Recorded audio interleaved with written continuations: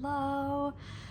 Welcome to the Eventual Knits podcast. My name is Leah. I use she, her pronouns, and you can find me on Instagram as miss_LJV, Ravelry as Eventual, Etsy as Eventual Knits.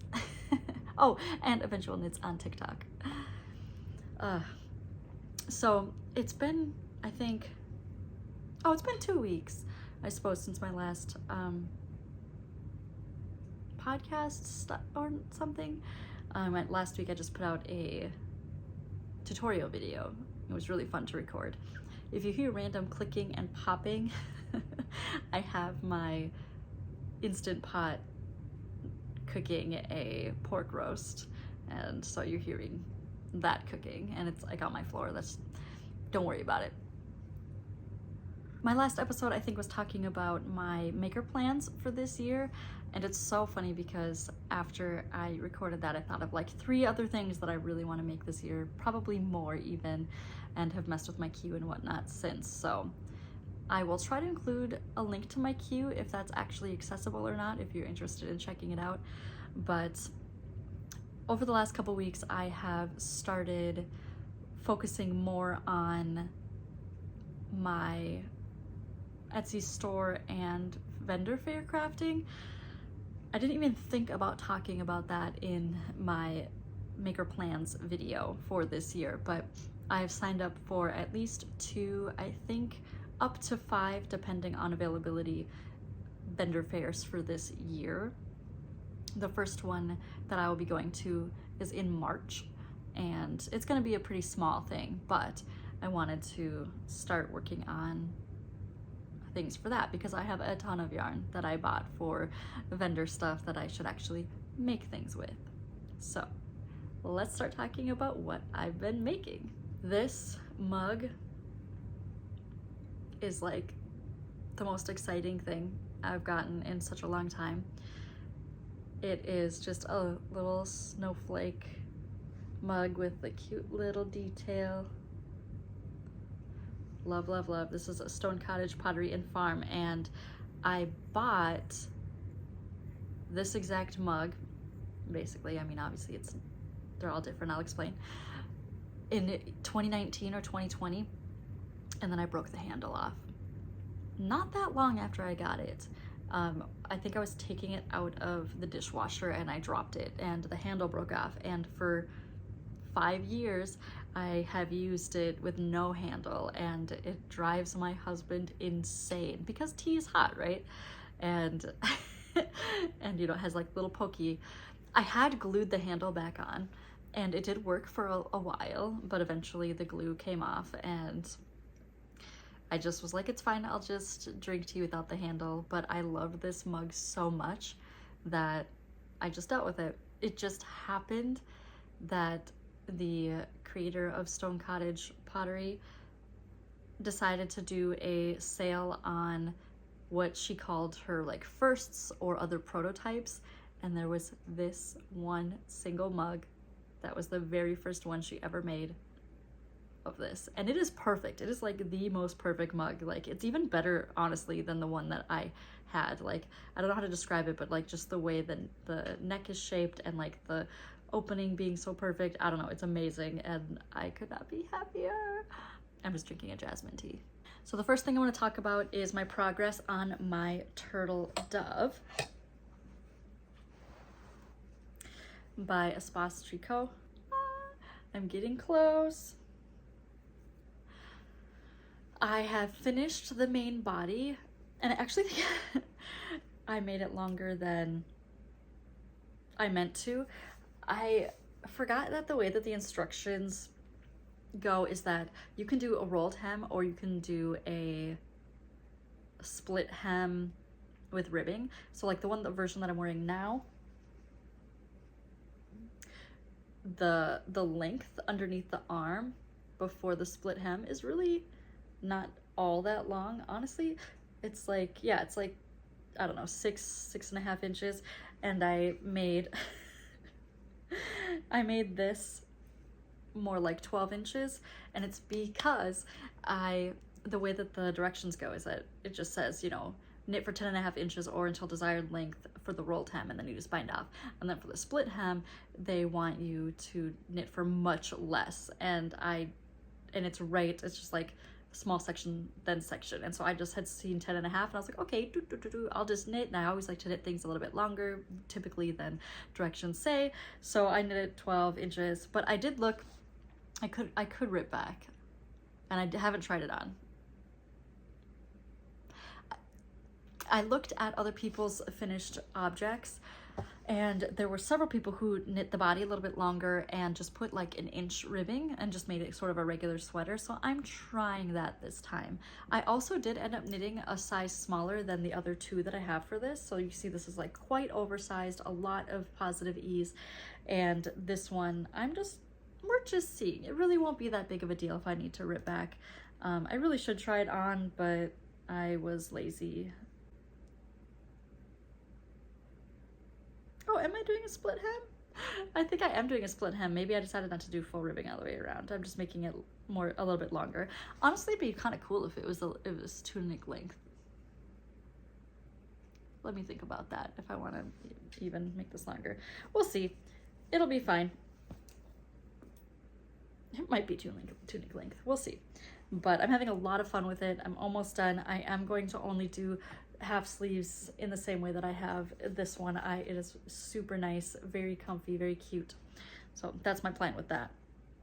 What's nice about the sizes are that for a large portion of the pattern, the whatever two sizes that I was choosing between, like maybe this was a size 3 and this is a size 2 or something like that, they're really similar for the vast majority of I think you just stop the increases just a little bit early, and it is like a very wide raglan shape, so it's not like I have to worry about it being like too tight or anything like that.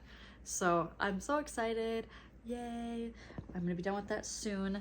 This yarn is Knit Picks Wonder Fluff, super cheap, very versatile, love it, highly recommend. The next thing that I want to talk about that I finished is this little snake that I made for my nephew. It's going to be for his birthday in March. My sister-in-law asked me to make her a couple snakes for her birthday this last summer. And so I did, and I actually ended up bringing, not for her birthday, she just asked for them. And she was having her son's birthday, and I brought them. And all of the kids, and her son is like a teenager. He's not like a little kid, but all the children loved the snakes. I brought 2, and they were quite long. This one's a little bit shorter because my nephew's only gonna be 8, and so this will fit his like a smaller frame better. It's not gonna be too long. But my son, who's almost 2, loves this snake, and so I'm going to have to make him one too. But I just knit the snake. I just sort of once I finish the head, I just knit until it feels like a good length, and then if I'm doing the little V's, I just add them wherever. I followed a pattern for the head from a YouTube video. I'll put it in the description box because I feel like most snake patterns end up with a rounded head that it just looks more like a sperm to me, so I like this more like snout version. And then I use these really pretty rainbow eyes. My nephew will love those. And I do think now that I have been using them, I realized that like the rounded pupils look cuter. I had bought a whole set of these more like cat eyes because I thought they looked, cooler, more reptile-y. But I think this looks adorable and it's really, really cute. But I think in the future, once I use all of those up, I'll probably switch to the rounded pupils because they're cute. But yeah, so this is my little snake, little snake. And I probably will make a few more of these just because they're fun.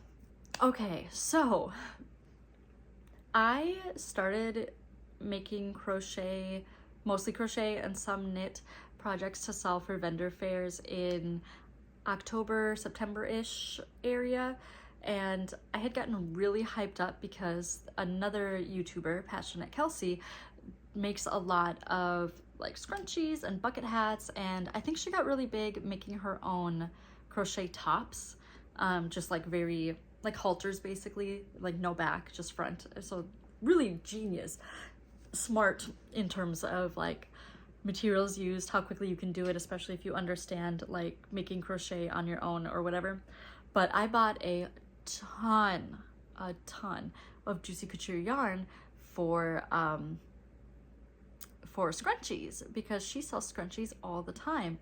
And I thought, oh yeah, I mean, they're small, they're cheap, they're in terms of cost, and they're so soft, and they're on real, you know, real hairband elastics. It's not like they won't work for your hair or anything like that. But at least at vendor fairs, people just really are not that interested in them. I've sold several, but not nearly as many as I thought, based upon like how many Kelsey sells online. And so I have a lot of Juicy Couture yarn. And so I was looking at other ways to use up that yarn. Like what kind of other projects can I do? And so I found this adorable pattern for a drawstring bag. So cute. Oh my gosh. They're functional. They're just kind of like granny square hearts. The bags are functional, like nothing, you know, things aren't gonna just fall out of these. And the drawstrings work really nicely. In my head, I'm thinking like these are perfect for just like your everyday essentials, especially like in the summer, you know, you just walking and, you know, just wrap things around, or just even just sticking this in your purse, but like keeping your stuff contained so it's not all just like lost at the bottom of your purse. I don't have a purse, but I do carry like a big bag. Like it's just like a soft bag that I was gifted, and I tend to like throw everything in there. This is the kind of thing that it's like, oh, let me put my crochet hooks that I'm going to bring today on my day off, or my notions or whatever, just put them all in here, cinch it up, and then put that in the larger bag. But I made this one. This is, I consider more like U of M colors, but also just really fun. And then I did the inverse, did like sort of the gold and the sparkly maroon. I made a little teddy bear, like brown and tan, or it's not even tan, it's a light brown one. I did a blue and pink. The blue is sparkly. I did the inverse of that one with pink and then the blue. And then because I had the yarn, I did like Vikings colors. I could do any sports colors probably, but I had the purple and the gold, so I did that. And I did this one. This one's like my favorite. I love this one. I don't know, I just really like this sort of like fawny soft brown and the like bubblegum pink. Really like it so much. So that was a lot of fun, honestly. These are really fun patterns, and it uses up some of the yarn. And I think now I'm also working on, it is a bucket hat, but it's not a granny stitch bucket hat. Like it's not a double crochet bucket hat. But I was watching Brooklyn Nine-Nine. Gina, one of the characters, wears a lot of hand knit or things that look quite hand knit, even if they are machine knit, but they are really, really cool. And there was one episode where she was wearing a white, like sort of bucket hat with little cat ears on it, and I was like, oh my god, I know that there must be patterns out there that exist for this. And so I have been trying out patterns. I haven't found one that works for me yet, and that's not super surprising in the sense that I'm good at crochet hats, honestly, with the double crochet stitch and cotton yarn. But when it comes to like knitting hats, it's so difficult for me to knit a hat. I feel like that is a correct human size. Like they're usually way too big or not long enough. I don't know. So I'm just trying to experiment and find what works best. But once I can, that actually would be really nice for the Juicy Couture yarn because it's so thick and soft, and it's actually sturdy enough when put together like that. It's not like super floppy. So I'm gonna be working on those as well. Another thing I've been working on is I bought a lot of cotton yarn in fingering weight. I didn't mean to buy it in fingering weight. I misunderstood what the yarn thickness was. It is Hobie Rainbow 8-4 cotton, and so I have a lot of that because it's fingering weight, and so everything that I make ends up being pretty small, and therefore I have a lot of things I can make with it. But I made these adorable little, the pattern is called Sakura Face Scrubbies, but I'm selling them in my Etsy shop as Cherry Blossom. I don't need to call them Sakura, I can just call them Cherry Blossom. They're really, really cute, and they're just like nice and small little like space. The cotton, this cotton, the Hobie cotton, very soft, and cotton should get softer with use either way, but this is like very soft. It's not the same as the, you know, Lily and Cream, whatever yarn, but this is the yarn sort of that I have, and it's in all of these colors, and I have them on my shop that you can buy them in sets. I know I have a pink around here somewhere. Here's one, and a blue, and pink. And then I also have some bamboo pop yarn, which I freaking love, and I was just curious how it would look, and it's really fun. So yeah, I've been making these as well. I think they'll make nice little gift sets, and they're like a very cute like palm size to make, and again, so soft, so squishy. So these are up on my Etsy shop. These are also up on my Etsy shop.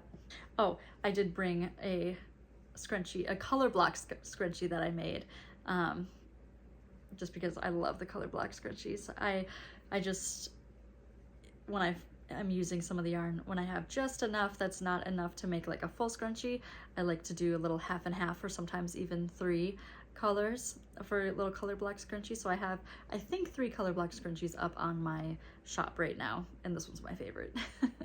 And then the next thing I've been working on are these adorable sweetheart coasters. Look at how cute. So cute. It's like, take my little teacup. So cute. Perfect size. I'm also selling these in sets of 4, so I have like purple, pink, white. I also have what I call the oatmeal, that sort of beige color, and light pink. And those are also sold in sets as well to make it worth your while. Here's the light pink one. And if you want to make them yourself, I have that video tutorial just because it was really fun for me to talk through. So I recorded that up for you. And then yesterday or the day before, I was just experimenting a little, again, just trying to think of like how to use up some of the yarn. This is actually, I think this is Dishy because it's softer than the Lily Sugar and Cream. This is, I was trying out like moon phases. So this is just like the small crescent, and then this is a full. And these are really cute, but I can tell with like the waxing, waning, and half moon, that's gonna be a bit more work. And so I'm not sure how worth it these are, even though they're really, really cute. So, I mean, if there's interest in them, I will probably make them, but otherwise I'm like, I don't know if it's like really worth my time, because I'm not an insanely fast crocheter. I'm not like the slowest crocheter, but I'm not super fast at crocheting. But in the meantime, I'm experimenting with other patterns. And if you have any of your favorite patterns that use Juicy Couture yarns, like bulky velvet yarns that aren't necessarily amigurumi, because I'm not the best at amigurumi. Like the snake I can do, but I'm not like, I feel like doing the gummy bears doesn't turn out very cute. I did make a turtle once, but it was still a little wonky. Like I'm much more of an accessories kind of person. Plus, the way that vendor shows work around here is you pretty much have to stick with one kind of I don't want to say it's not topic, but like niche. So let's say I'm doing crochet accessories, I'm not allowed to sell any ami that I make, for example. If you're doing ami, you're not allowed to be selling accessories, that kind of thing, because otherwise then there's too much saturation in the market. So if you have accessories or things like that for cotton yarn and velvet yarn, please let me know, because I have a lot that I really want to use and sell at vendor markets or on my Etsy shop. And the last thing I'm going to talk about that I'm working on creating is, well, story time. So when I first started knitting, I was almost 20. Let me take you back. This is 2007. I created my Ravelry account, I believe, on my birthday, my 20th birthday in 2007. Like, that was back when you had to be like invited to Ravelry. It wasn't just open for everybody all the time. They had to like accept people in batches. YouTube did not have tutorials. That was not a thing. YouTube was literally Leroy Jenkins. It's Leroy Jenkins! Oh my god, he just ran in. That stick figure video to, you know, phonetic lyrics to, you know, Sugar We're Going Down. YouTube was such a smaller place. It was freaking Jenna Marbles. That's it. And so I taught myself how to knit from a kid's Learn to Knit book, because it had pictures and step-by-step in a way that I could understand. And then trying to find patterns, it was either pattern books or figure it out on your own.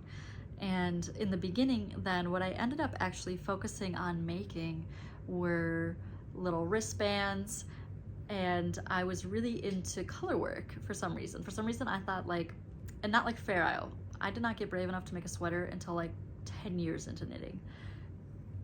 Color work, like, ooh, I really love Harry Potter. Trans rights are human rights, by the way. In 2007, the 7th Harry Potter book had just come out, and I was very into that. And so I made a Deathly Hallows wristband. I made a little Slytherin style wristband. I made Pokemon wristbands. I even because I didn't know anything about gauge, I didn't know anything about really like different needle sizes for things. I was really into knitting arm warmers out of just like acrylic yarn. A lot of it was Karen Simply Soft. And then I really wanted images, but there weren't enough stitches in the actual like arm warmer to accommodate an image. And so I wanted to make some WoW charts, World of Warcraft, and I made both the Horde symbol and I can't even remember, it was a bird. I can't remember what it represented though. It represents something. I can find my like old Blogspot blog and figure out what it is that I made the chart for, what image I was copying. And then I basically made patches. Like, I made a square, I duplicate stitched images on it. Either that or I did just straight color work back and forth. I honestly can't remember. And then I sewed, or like, you know, yeah, sewed the patches on, hand sewed them onto the arm warmers. I have pictures. I'm sure I've included them in this video. So all of that to say that when I met my now husband, when we were dating, one of the things that I wanted to do for him was make him a scarf. And what's a scarf if not very long arm warmers with different images on them? If you knit a scarf flat and stockinette, it's going to roll. So logically, you need to make it a tube. And so I knit him a full tube and then duplicate stitched Final Fantasy images on them. Now, for knitting, you can have a lot less pixels than you can for like cross stitch. And back then, this was now 2009, not a lot of images existed on the internet for things like the Final Fantasy characters. And so what I would do is I would find the like original pixel images. So an easy example is like I literally took a cart that had one of the famous images of Samus from Metroid on it, and had it's pixelated, and I just went into, at the time it was probably Excel, Google Sheets probably was not a thing at the time, and I just looked at the image, like the existing image, and I made myself a little pixel chart. And I did that for the Final Fantasy images, I did it for Link and Zelda, Navi, the Triforce, Master Sword. I did all of these different things, and sometimes I would look at cross-stitch images for reference, because cross-stitch was, I feel like, much bigger at the time than with sharing, like being able to find images versus knitting. And I just made my own knit versions of charts, and I had put them on Ravelry for free at the time, and they've just been up there ever since. But they're just images, like they're not part of a pattern. And in 2012 and 2013, I was selling my scarves on Etsy, and also hand warmers, or like fingerless gloves. My niche was geeky things. I was very, very into the geeky things. So, you know, love Legend of Zelda, love, you know, the Metroid series, love Final Fantasy. I actually did a couple custom ones too. One of my favorite custom one was the scarf had Ralph from Wreck-It Ralph, the Halo Master Chief helmet, a Boo from Super Mario World, and oh my gosh, what was the fourth one? I can't remember. But anyway, and after that, every year I would make one of my friends a scarf and give, like, just personalize it to them. So for my husband, I did Final Fantasy. For myself, I did Legend of Zelda. For one of my girlfriends, I did Sailor Moon. For another friend, I did I did StarCraft. For another friend, I did Mega Man. You know, I've just made charts for all of these kinds of scarves, and I'd give them to friends, and I also would sell them on Etsy. And I stopped doing that when I started working like full-time. I always worked full-time, but I feel like after I graduated college and started working in really intense fields, I just didn't have as much time or as much energy to be putting into making full-length scarves, because the scarves are, you know, again, they're worsted weight, knit in a circle, and they have to have enough stitches in the width to be able to actually accommodate images, and they take a decent amount of time. I think they take about 20-ish hours total, maybe a little bit less now that I'm more skilled at knitting, but I think the scarf tubes take at least 10 hours, and the images might take another 10 hours depending on your skill with duplicate stitching. They might be less than that, you know, like 8 hours, let's say. Eventually I stopped selling them because I wanted to make them affordable also. I think I sold them for like $65, between $65 and $150, honestly, back in 2013, which was pretty good. And so now I'm thinking people love those images, and also I can update and refresh my charts. So I'm making some. I just started another tube. Guys, this is my first scarf tube I've done in like 10 years. This is wild. Oh my gosh. So I'm working on this. This is actually Pound of Love from, what is Pound of Love? Is that Red Heart? Because the scarf itself, it'll soften once you wash it, and then getting the images on will be nice and easy. The stitches are super highly defined, perfect. And I believe, so I'm going to actually measure. I think I said that around 650 yards per scarf. And then I went and I refreshed the images. I made them on a beautiful chart.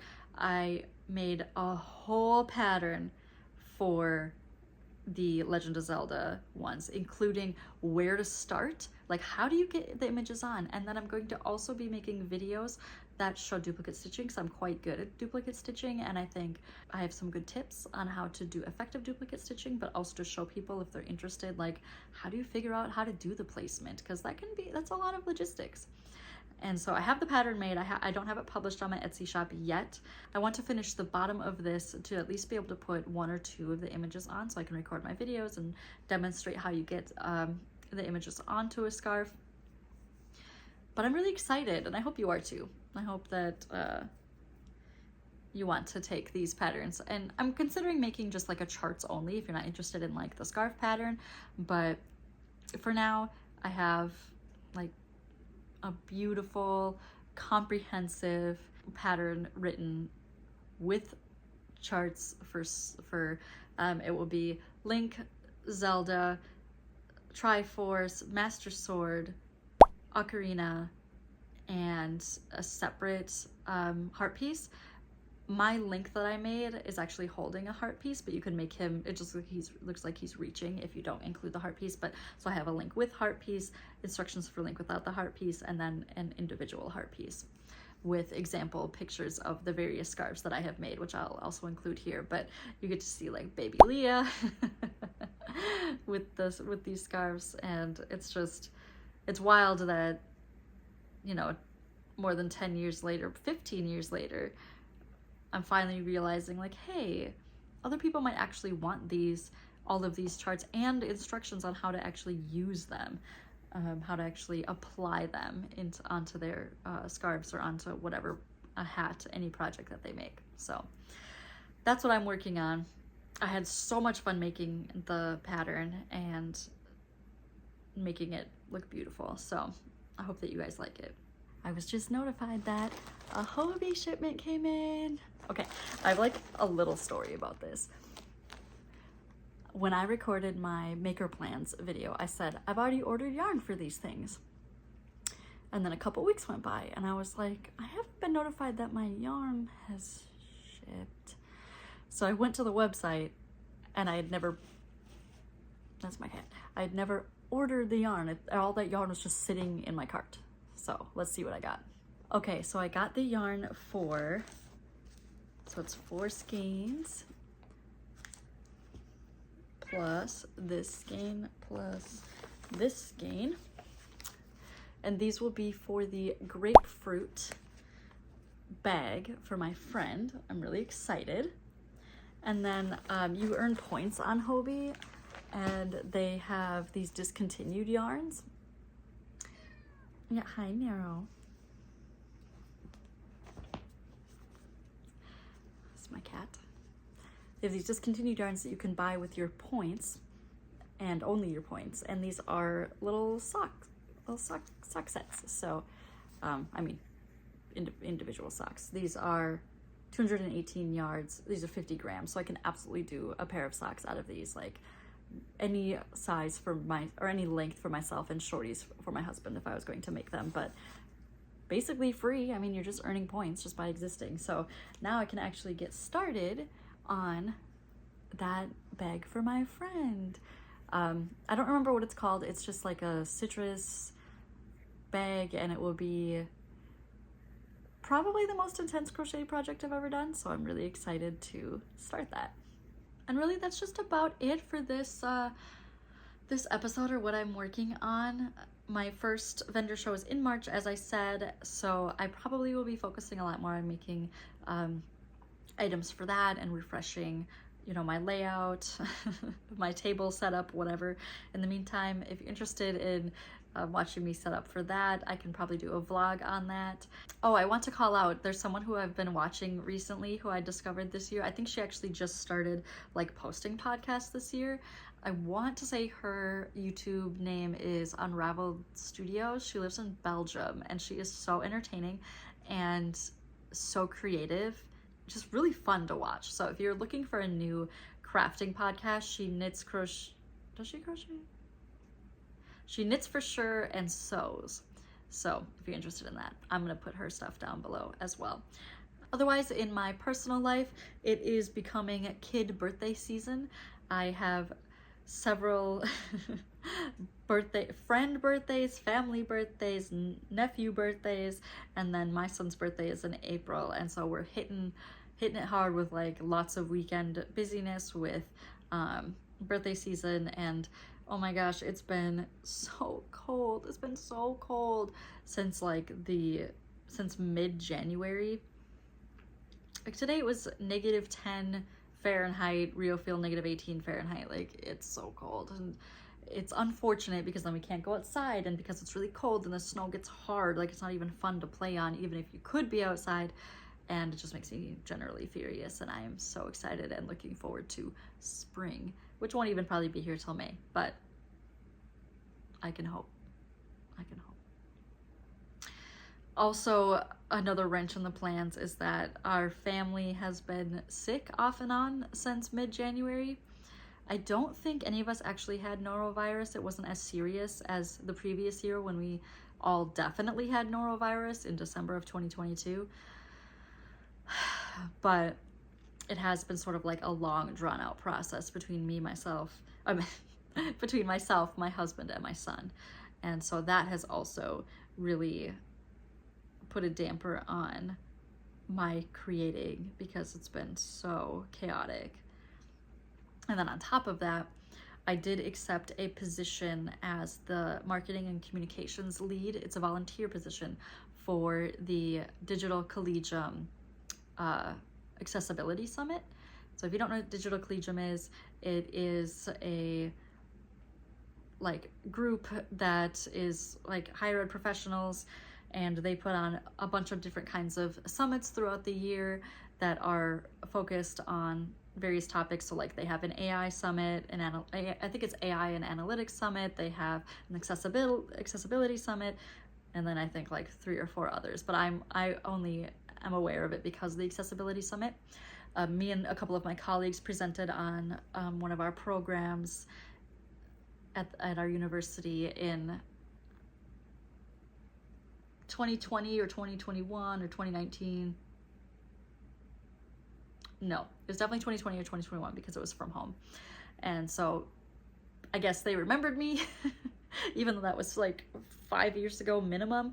And they asked me to be the communications lead this year. Again, it's a volunteer position. And so I've been spending some time orienting on that and getting all of that started. But anyway, Digital Collegium, it's a thing. If you're interested in accessibility and part of higher ed, go to their website, register. I'm the communications lead, so if you'll see emails, that's for me. Well, I wrote the templates. Yeah, I think that's it for me. I'm just gonna be keeping on working on, I'm gonna finish my sweater. I'm going to work on just making some progress on my scarf and the patterns so I can get those out there. And again, let me know any use for the Juicy Couture yarn, anything that you'd be interested in seeing in my shop, and I look forward to seeing you again soon. Bye!